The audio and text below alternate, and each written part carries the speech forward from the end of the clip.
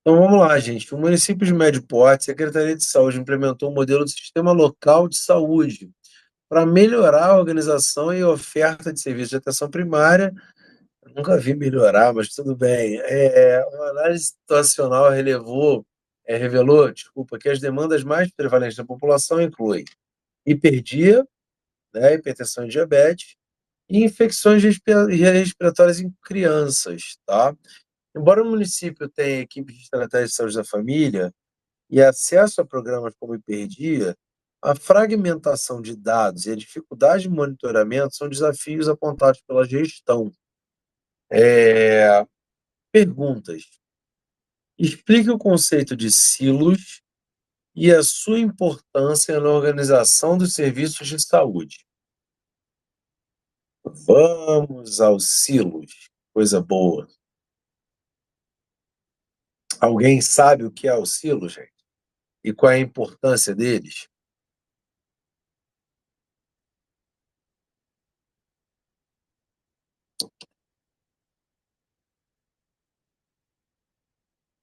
É estranho, né, Rodrigo? É uma parada.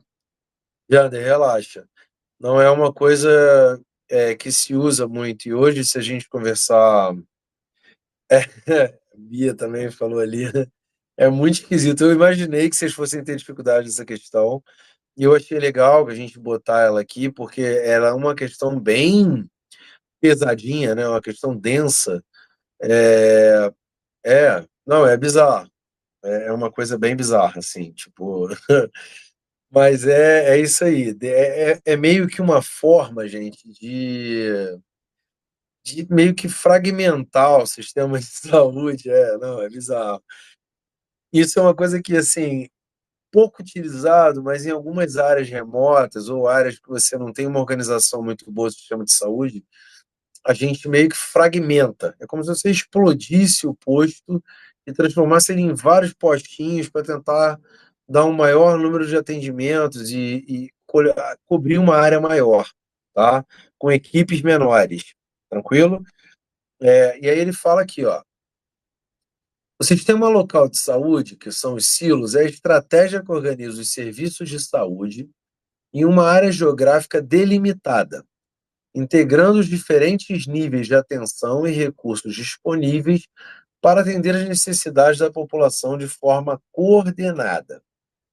A importância na organização de serviços são as seguintes: atenção integral, ela promove o cuidado contínuo. Pode passar para Pro o gabarito? gabarito, porque eu vou lendo com eles, porque essa é uma questãozinha bem chatinha. A atenção integral, tá? Que ela promove o cuidado contínuo e articulado entre prevenção, diagnóstico, tratamento e reabilitação. Tem um planejamento descentralizado, tá? Permite que o planejamento das ações seja baseado nas especificidades epidemiológicas locais. Tem uma boa eficiência, melhora a alocação de recursos humanos, financeiros e tecnológicos, reduzindo duplicidade de esforços, tá? E tem um enfoque na promoção e prevenção e garante que a atenção primária seja fortalecida como porta de entrada do sistema de saúde. Então, nada mais é, gente, do que a gente explodir um posto e transformar em 1 milhão de postinhos, tá? Então, a gente começa a ter um serviço local de saúde. Então, a gente monta postinho para tudo quanto é lado, tranquilo? É um nome estranho, uma prática não tão comum, mas já tá aí. Vocês não vão ser pegos desprevenidos quando perguntarem o que são silos numa prova maravilhosa do INEP. Tranquilo? Dúvida, gente? Pensem que é uma fragmentação, a gente fragmenta para justamente abrir mais espaço e colocar em pedaços menores e resolver localmente aquilo ali. Tranquilo? Jander, beleza? Todos entenderam, gente?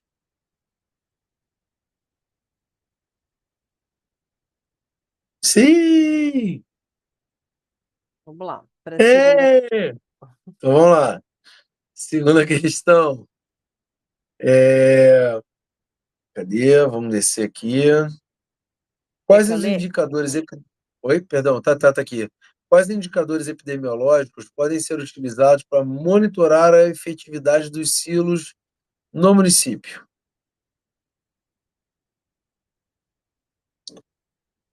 E aí, alguma ideia? Essa é uma questão que eu acho bem chatinha. Laís, Nenhuma. nem ideia. Mas é o que eu falo para vocês, né, gente? A gente tenta trazer algumas questões. Opa, Neilton cravou duas aí, hein, de uma vez só. Tem mais. Até animei aqui, hein?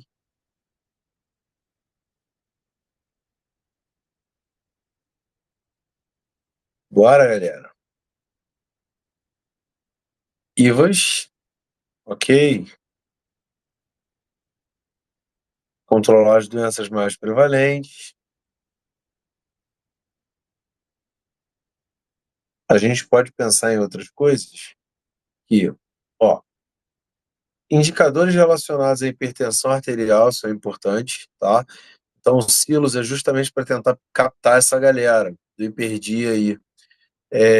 Então, a gente vai pegar e vai procurar a galera hipertensa e a galera que faz parte do hiperdia, do programa, tá? Então, os indicadores de hipertensão e diabetes são importantes. Indicadores relacionados às infecções respiratórias em crianças. Alguém falou. O Jander acabou de falar ali, ó, infantil, tá?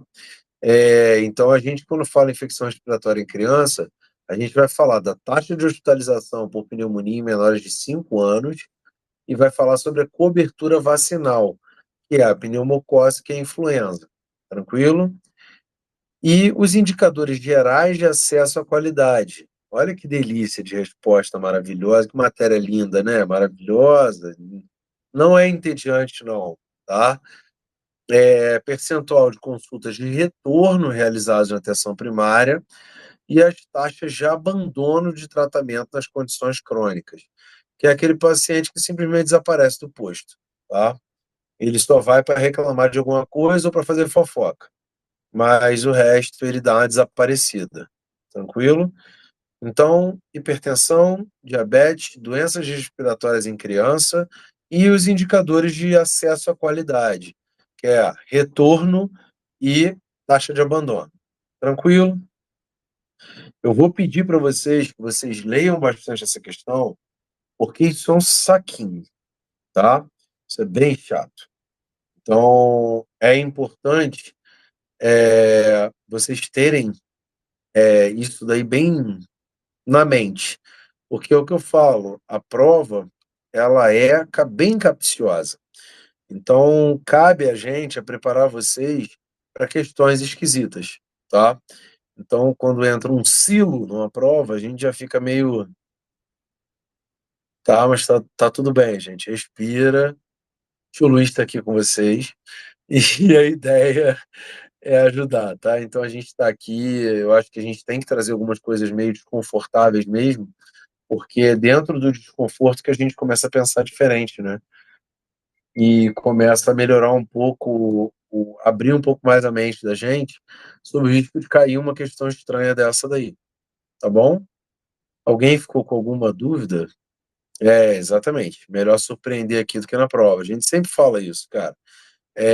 Eu prefiro pegar uma questão chata, enjoada, mas que eu saiba que se cair na prova vocês vão saber.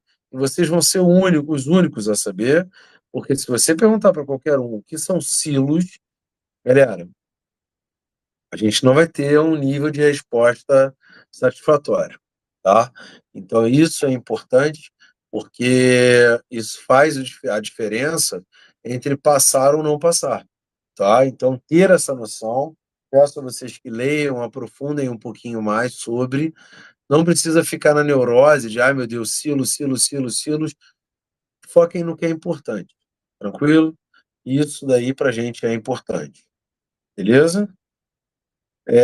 Questão 3 propõe uma ação específica Quer ler o gabarito da justificando. 2? Acho que a gente não botou aqui, né? O gabarito Foi, da não 2. foi?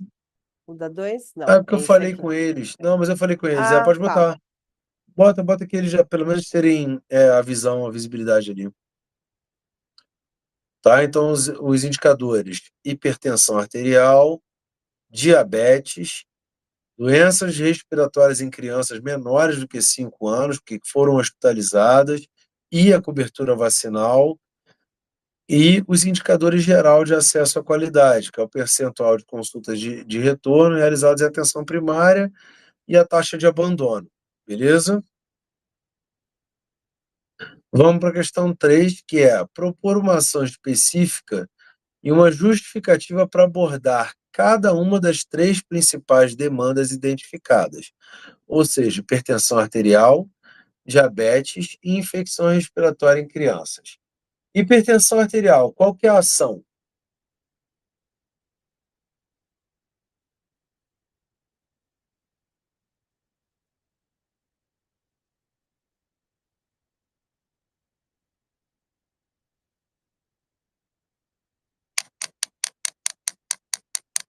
Oi, rastreamento, beleza. Grupo hiperdia, entraria sim, Bia. É, roda de conversa, perfeito. São grupos educativos, né? Campanhas de mudança de estilo de vida, perfeito, perfeito. Promoção em saúde, perfeito. Educação sobre alimentação saudável. E quando a gente fala tudo isso daí, gente, se a gente parar para pensar, a gente está falando sobre hipertensão, mas a gente está falando de mais alguém aí, né? Exatamente. Né? Tá? Então, mutirões semanais, triagem, ajuste terapêutico, passar pela nutrição, mudança de estilo de vida, tudo que vocês falaram serve para diabetes também, tá? Então, assim, quando vocês forem formular essa resposta, você pode botar hipertensão arterial e diabetes tipo 2. Ação, implementação de grupos educativos, é, nas unidades básicas de saúde, ênfase na mudança de estilo de vida, dieta em baixo teor de sódio, açúcares, carboidratos, práticas de atividades físicas. Por quê? A educação em saúde é comprovadamente eficaz na adesão ao tratamento e na redução da pressão arterial e da glicemia do paciente hipertenso e diabético. Tranquilo? A realização de mutirões semestrais para triagem e ajustes terapêuticos com endocrinologistas e nutricionistas também serve para a gente captar mais casos de diabetes que estão perdidos por aí, como aquele bom e velho paciente que fala que tem diabetes emocional, tá? Então é um paciente que já está com a glicada de 9,7 e ele está dizendo que é emocional, que a diabetes dele, o açúcar dele só sobe quando ele está muito nervoso. Infecções respiratórias em crianças, gente, quais são as ações? Vacinação, ok, ok.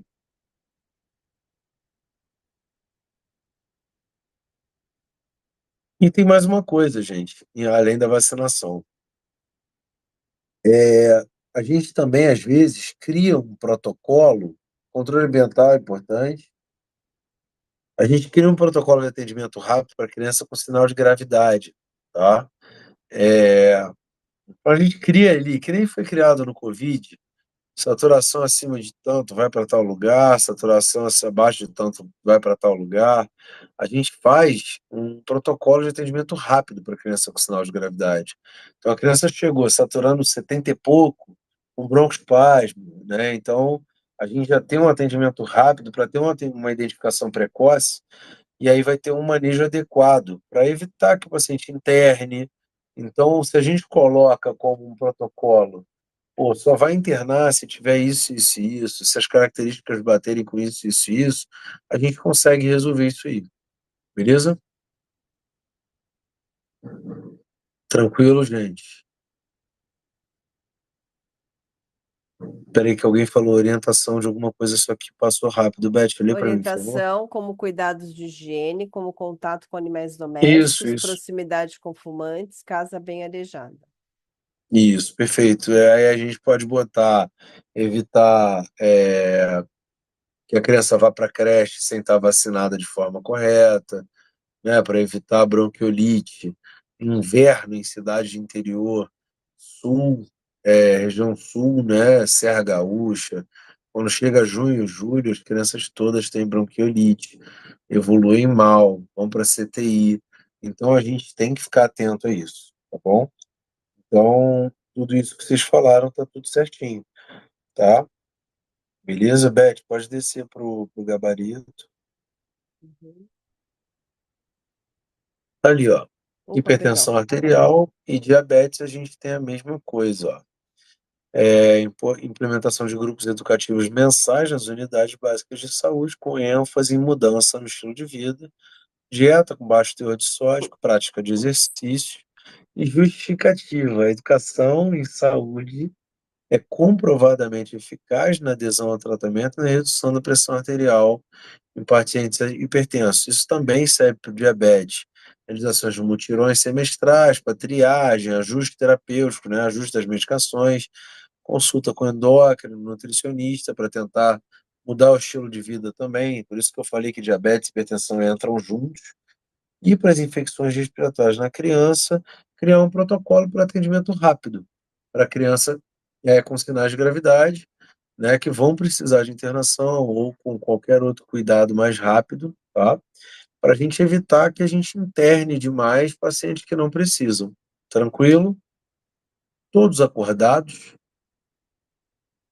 Sim,